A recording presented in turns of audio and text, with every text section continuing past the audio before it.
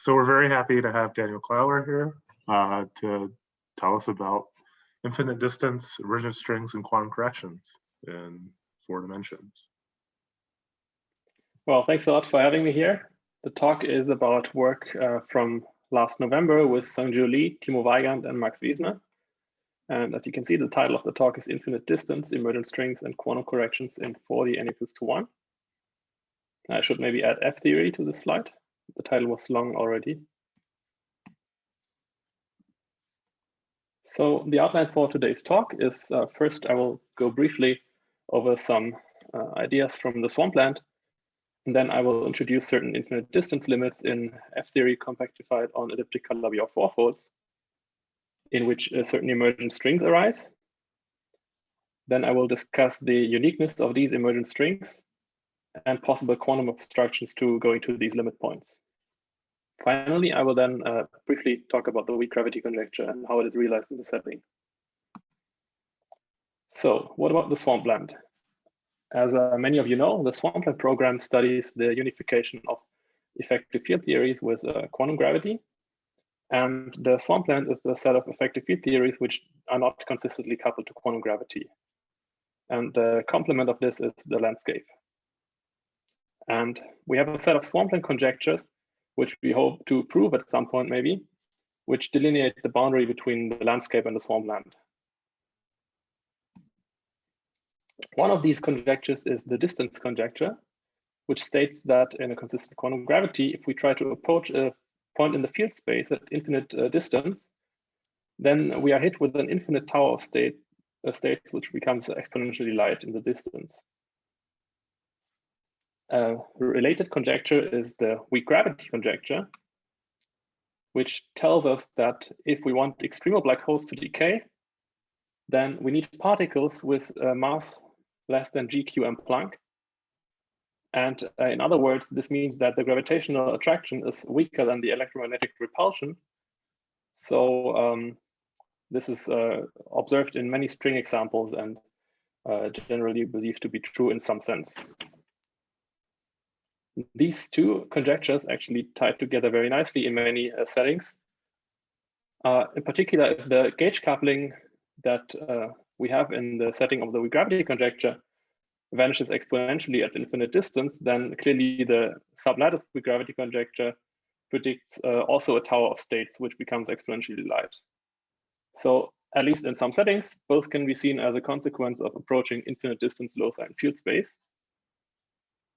And the tower of states has been observed in simple examples to be often a Kaluza-Klein tower or string tower.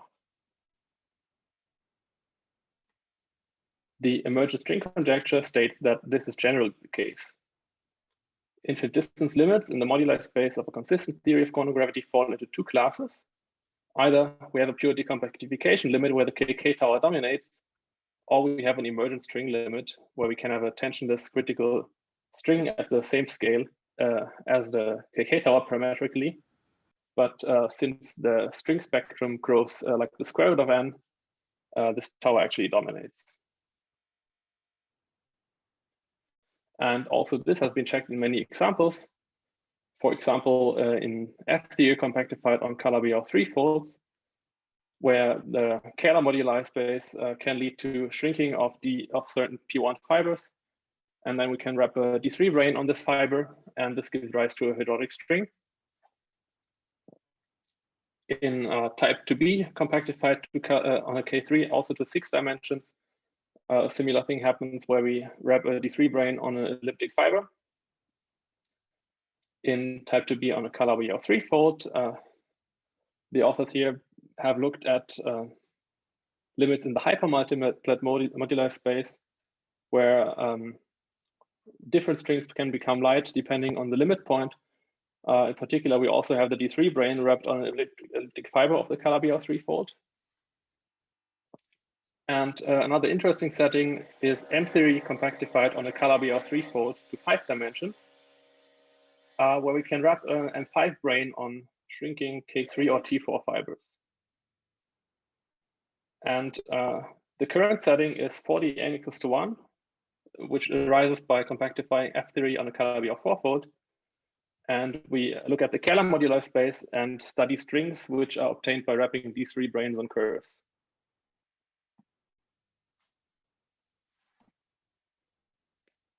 So in this setting, we're interested in the Kähler moduli of the base B3 of the elliptic fibration. And let me denote the Kähler form as J prime.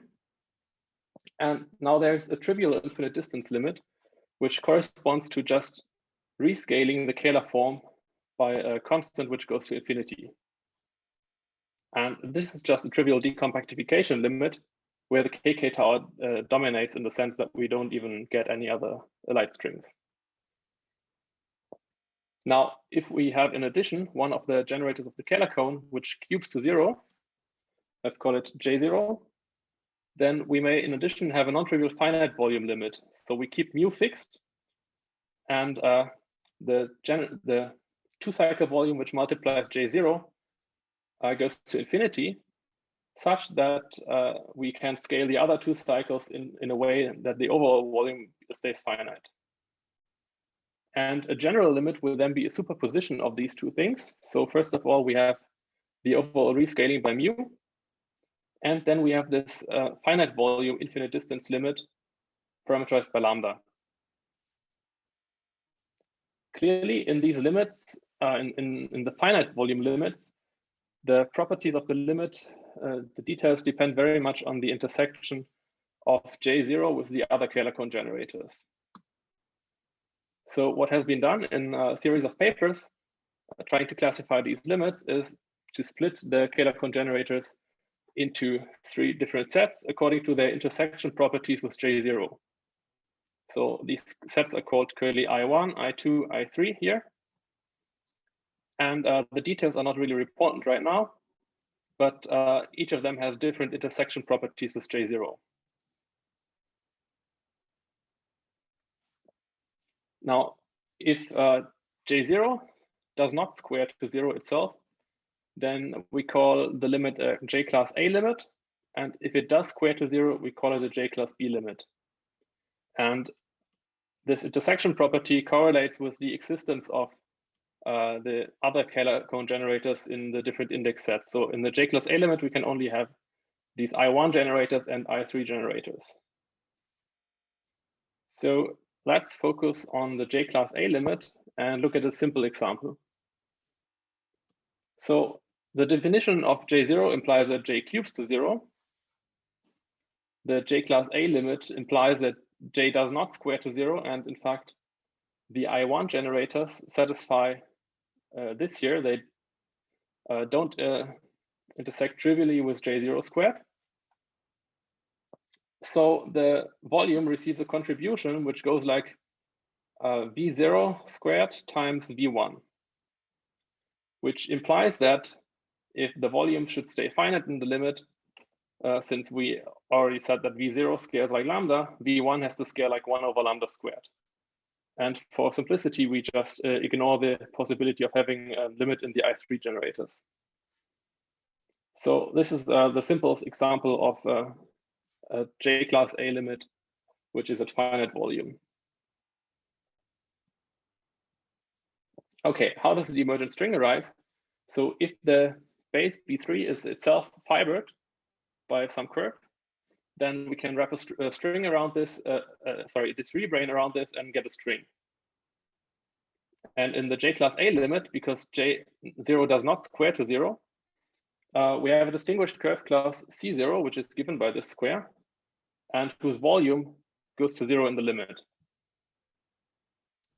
Now, what is this curve? By using adjunction and Riemann-Roch, we can compute the genus of this curve. And since we assume there to be an elliptic fibration over the B3, K3 bar is KB3 bar is effective, and we're only left with two options. So either the genus is 0 or the genus is 1. So in one case, we have a P1 fibration over some other base B2. In the other case, we have a T2 fibration. And we will focus on the first case because this is a bit more interesting since we get a heterotic string in this case. So we look at J class A limits. mostly where the base B3 is itself fibered by P1, and the generic fiber class is given by J0 squared with the C0. Now, in this setting, some puzzles arise actually. So a simple way to see one of the puzzles is to actually consider a J plus B limit. This is not really important right now, but in this case, the base is given by P1 times P1 times P1. And we can construct a finite volume limit in this trivial case very simply by rescaling the first P1 by lambda, and the other two go like 1 over lambda to the half. And in this case, we can simply compute the mass of the KK states and the mass of the heterotic string, which is obtained by wrapping a D3 on either one of these P1s. And we see that naively, the KK tower becomes infinitely heavy in heterotic string units. So first of all, we get multiple emergent strings at the same mass scale. So usually we only, so these are critical strings. Usually we only have one, and we only want to have one. And on the other hand, we decouple the KK tower, and we are left with an intrinsically 4D n equals to 1 heterotic string. So these are some very puzzling aspects which we will try to resolve now. So first of all, the uniqueness. Why does it not actually happen that we get two light strings? So back to the example, if we calculate the KK scale and the string scale, we see that the KK tower goes like 1 over lambda in the type 2b string units, whereas the emergent strings go like lambda to the 1 over lambda to the 1/2. So the KK tower actually dominates, and we never enter the heterotic duality frame, while we run into a decompactification limit. So this is not the trivial decompactification limit that I discussed before, but a decompactification limit where the KK modes come from this B1 here. And we prove in our paper that this is true in general. So whenever we have two strings becoming light at the same rate, it's actually a KK limit. It's actually decompactification. So the sketch of the proof is as follows. So we assume that B3 admits another rational genus 1 vibration with some generic fiber C0 tilde, which also shrinks in the limit. Then there should exist an F divisor which squares, roughly speaking, to C0 tilde and cubes to 0. So this would be the analog of C0, of J0. And we can expand this in terms of the Kähler cone generators. And now using the intersection properties of the limit, we show that actually these components here, this one, and these components must be 0, and at least one of these here must be positive. Now one can compute the volume of this curve simply by intersecting with the Kähler form, and by demanding that this volume of the curve goes to 0, which was our assumption, we get the implication that one of the intersection numbers, namely that one with mu0, J mu0, is non-zero, which is a contradiction, because by assumption, all of the generators in this index set I1 here intersect non-trivially with J0 squared. So this is a contradiction. The second puzzle is not resolved at the level of classical geometry, but we have to turn to quantum corrections. So the limits which I discussed generally feature shrinking divisor volumes, so we expect corrections to the effective action. And these could be perturbative alpha prime corrections to the Kähler potential or non-perturbative instanton corrections to the superpotential. The superpotential can, in fact, receive corrections from D3 branes wrapping these vertical divisors. But intuitively, we don't expect this to be a problem in the limit, because in the limit with a heterotic dual, we expect the non-perturbative superpotential to vanish in the weak coupling limit. And the limit we are taking is a weak coupling limit, because the volume of the because I did not explain it in the slide before, but we can see that the heterotic dilaton goes to infinity. Okay, we will see it later actually. And we argue that the superpotential indeed vanishes in all limits which are not already obstructed by the perturbative alpha prime corrections. So we are led to study the perturbative alpha prime corrections. And alpha prime corrections to F theory on an elliptically fibered Calabi-Yau fourfold have been discussed at great length in the literature. And one can derive such alpha prime corrections by reducing known high derivative corrections to the M theory effective action in 11 dimensions and uplifting to F theory. Now, you don't need to look at all of the details of these corrections here, but the crucial points are that the corrections are given mainly by two quantities here, which I call curly Z alpha and curly T alpha. And both of them are given in terms of certain integrals of characteristic classes and the Kähler congenerators. If we look at the formula for the Kähler potential here, the corrections to the Kähler potential, we see that while the leading order result, the classical Kähler potential, which is the volume of B3, goes like 2 cycle volume cubed. This term here is actually linear in the 2 cycles.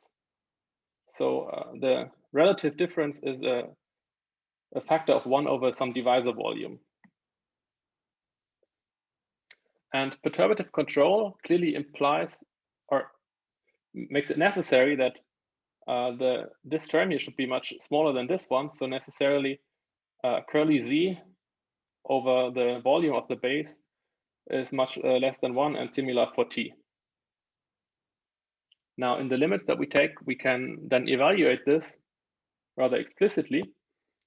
And we see that the scaling is such that these corrections, these relative corrections go like lambda over mu squared. Remember that mu was the trivial infinite distance limit, which corresponds to scaling the whole volume, whereas lambda corresponds to the finite distance limit, finite volume limit. And we see that if we keep mu fixed, the correction blows up and the finite volume limit is actually not under control. And the limit where we, in addition to taking the finite volume limit, rescale by lambda to the half is marginally okay. So then it's an order 1 correction, but this can be tuned small. And for this limit, which is marginally okay, the heterotic string and KK scale coincide parametrically. So we don't get this behavior actually where the KK tower decouples. So this is the picture we end up with in the plane described by mu and lambda. We find that those limits in which the tension of the string is parametrically smaller than the KK tower mass squared is obstructed generically by these alpha prime corrections. Then we have a special locus here where we get a unique emergent string where we take the scaling mu squared goes like lambda. And then we have the decompactification type limits where the KK scale is parametrically lightest. But we never enter this pathological territory, at least not in a controlled way. Okay, so I've discussed how both the classical geometry and the alpha prime corrections cure some potential problems of these limits. And now finally, I will discuss the role of the weak gravity conjecture in this setting. Now, in a nice series of papers, the weak gravity conjecture and the relation to these emergent strings has been explained in many settings, in fact. And suppose we have some divisor which intersects the curve C0 non-trivially. Let's call it 2M, the intersection. And then we can see that this divisor grows actually in the limit. So this goes like mu squared lambda squared. And if this divisor is wrapped by a 7th brane, we expect a weak coupling limit for the gauge theory because the volume of the divisor goes like 1 over g angle squared. Now, if we want to prove the weak gravity conjecture for this gauge theory, we need two ingredients. First, the classical geometry degenerates in the limit. So we have this fiber over a two-dimensional base, and the volume of B3 degenerates into a product of the fiber volume and the base volume. And the base volume is in this case represented by this divisor volume. And to make this work quantitatively, we need this factor 2m here. Now, in addition to this relation between the heterotic string mass scale, the gauge coupling, and the Planck mass, we need also a tower of states. And this tower of states should satisfy an inequality on the excitation level of the heterotic string and the charge. So the heterotic string, which emerges in the limit, provides the weak gravity conjecture states, and they should satisfy this relation. And one can read of these states from the elliptic genus of the heterotic string. Together, we get the usual weak gravity conjecture relation here. How does this work? As I said, the relevant states can be read off from the elliptic genus. And in 6D, the elliptic genus is related to a meromorphic Jacobi form.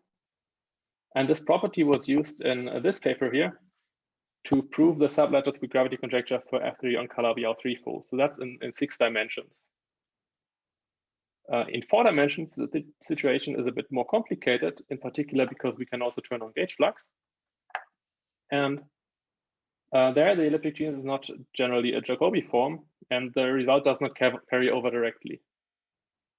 In this paper, the authors were able to identify a tower satisfying the weak gravity conjecture, but this tower did not form a sublattice generically, as opposed to the sublattice weak gravity conjecture. Now, building on some recent results, we are actually able to show that the sublattice weak gravity conjecture holds generically. In some non-generic cases, the sublattice that is identified may be shifted by a constant, but this does not exclude the possibility that there is also an unshifted sublattice of charge states which satisfy the weak gravity conjecture. There is another subtlety, again relating to the alpha prime corrections to the 4D effective action, which I discussed. And this concerns the classical relation between the volumes. And one actually finds that this relation, which should be 1 classically in the limit, receives corrections, which we call delta 0 and delta 1. And delta 0 represents corrections from the classical geometry. So this relation here is only true in the strict limit. Away from the limit, which corresponds to finite heterotic string coupling, there are corrections to the relation. And in addition, we get corrections from the alpha prime. And both of them can be quite explicitly mapped to heterotic threshold corrections. Now, before including the alpha prime corrections, the weak gravity conjecture state tower satisfies the repulsive force condition, namely that the Coulomb interaction is larger than the gravitational attraction plus the U-cover attraction mediated by the moduli. So this translates into this inequality here explicitly. And demanding that this still holds after including the alpha prime corrections, we actually need that the masses are also corrected. So the masses of the heterotic string excitations should also receive corrections at finite coupling.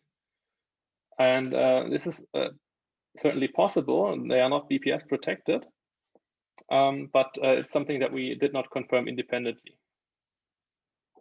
But as a result, we also see that the corrections do carry over. They don't cancel to the weak gravity conjecture relation between the gauge coupling and the Planck mass. So this is certainly modified. And to make a conclusion on this, if this is correct, it would certainly be nice to also check the corresponding black hole solutions at finite heterotic string coupling. To summarize, we looked at infinite distance limits in the Kähler moduli space of F theory on elliptically fibered Calabi-Yau fourfolds. And these can be classified by the dominant tower of states that becomes light.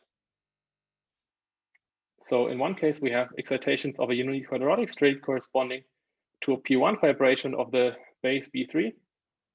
In another case, which I did not discuss at great length today, we get excitations of a unique type 2 string, in which case the base B3 is fibered by a torus. And in other cases where no such unique string becomes light, we are running into a decompactification, which is signaled by the Kläwer tower becoming light. And in a regime of controlled alpha prime corrections, the KK tower could never be decoupled, so we never end up with an actually 4D theory. The duality frame, which is given by these strings, always sees a remnant of the compactification to 4 dimensions, which is consistent. And generically, we can show that the excitations of the heterotic string furnish a sublattice V-gravity conjecture tower. And we also analyze quantitatively the alpha prime corrections to the V-gravity conjecture relation. Thank you. Great. Thanks, Daniel, for your very nice talk. Let us all clap using our emojis. If you have a question, please type, I have a question into the chat window and I'll call on you. While we wait, so you're able to show that these excitations form a sublattice. How sparse is that sublattice? Or how sparse can it be? Given, the sparseness is given by this parameter M here, which is the intersection between the gauge divisor and the shrinking curve. And there's no limit on M. Yeah. We don't have a bound on this, no. Okay. Very interesting to have a bound, yeah. And it seems like Lars has a question. Hey, yes, thanks. Hi. Thanks for the nice talk. Maybe just more a remark. So I think about one of the last points you said, it would be nice to check the corrections to extrabality bound from the black hole side. So I think for the heterotic string, there's been like a lot of old work where people look. So there's this idea that if you look at these black holes from the heterotic side, they are like these small black hole solutions. So at the two derivative level, they are singular, but then the claim is that if you include high derivative corrections or alpha prime corrections, you will get a finite entropy. Yeah. So these would be alpha prime corrections on the heterotic side. Yeah, exactly. So I think these corrections already have been computed. So it should be possible to check probably against that. That's sort of related to like some work I did with Gary Hsu and Alex Cole, where we kind of used this formula for the small black holes that are stretched by the high derivative corrections to check their entropy. That does seem to agree with like the one that you get from the string side. Although I have to say, to be completely fair, there's been some discussion about if these small black holes, if you include corrections, if there are actually these singularities that you find if they're regularized or not. There's been some work by a lot of people located in Spain. So there are some interesting discussion about that recently. Yeah, certainly. Thanks for the comment. Yeah, it's a bit different, I think, to the corrections that we discussed, because our corrections only arise at one loop in the heterotic string. Oh, I see.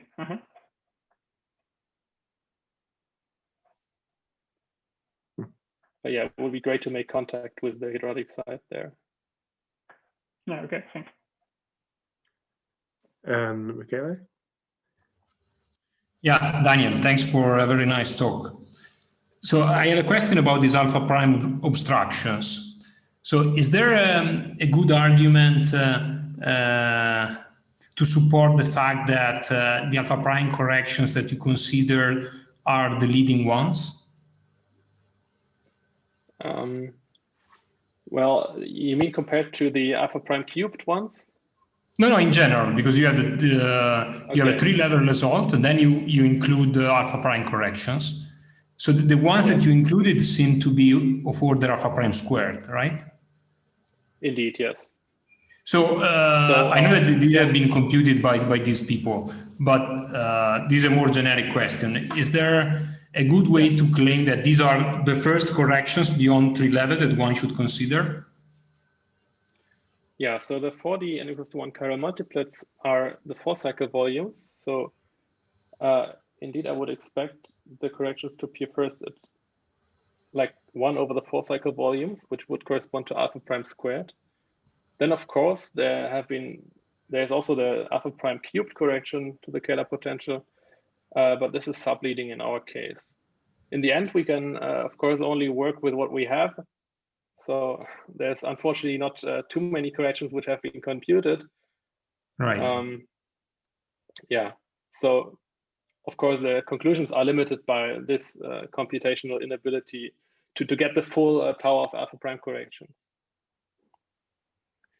But for example, is there, maybe it is just my ignorance, but is there a strong argument against just alpha prime to the 1 corrections?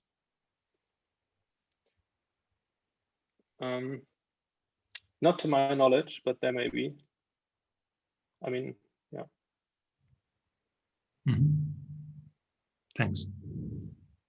But we checked, for example, the impact of these alpha prime corrections at order alpha prime squared on the curve volume C0, the shrinking curve, very explicitly in our paper. And Right. this is not where the problem arises, but there certainly also order alpha prime corrections would be interesting. Yeah. Thanks. Thank you. Great. Well, if there are no other questions, let us all thank Daniel again. And thank you. We'll see you next week.